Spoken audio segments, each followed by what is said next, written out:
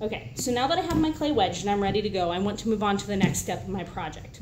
What I'm going to do is, before I do anything else, I'm actually going to kind of pound out the clay to flatten it a little bit to make it easier to roll. When I'm dropping them down, I'm not slamming it as hard as I can. That's pointless. It's just making a lot of extra noise, and it's going to mess up everybody around you.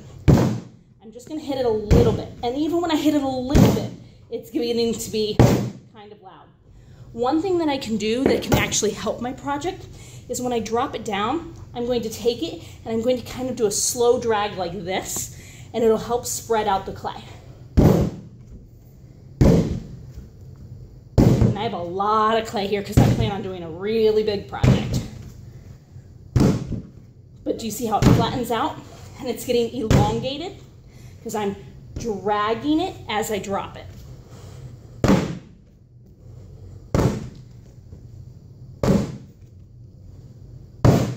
Now that it's kind of flat, I don't want to get it too flat.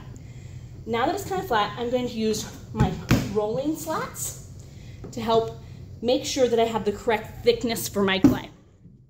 Normally you would have a rolling pin that is smaller than the clay. I'm sorry, the clay is smaller than the rolling pin.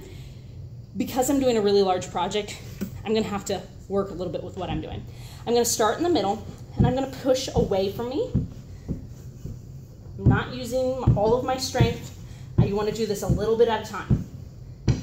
Then I'm going to go back to the middle, go towards me.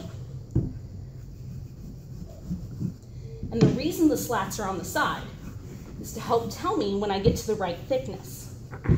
That way, the piece of clay, or the slab that I am making, is the same thickness the entire way across. If I roll in different directions a little bit, I can help make the clay a little bit longer or make the shape that I need to. I can also pick the clay up, flip it over, rotate it, and then continue rolling.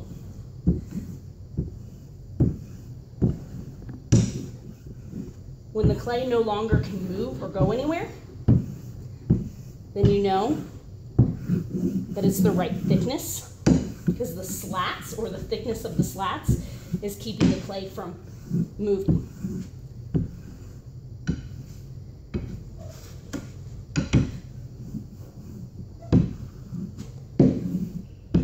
So I'm going to keep doing this until I have a perfect slab.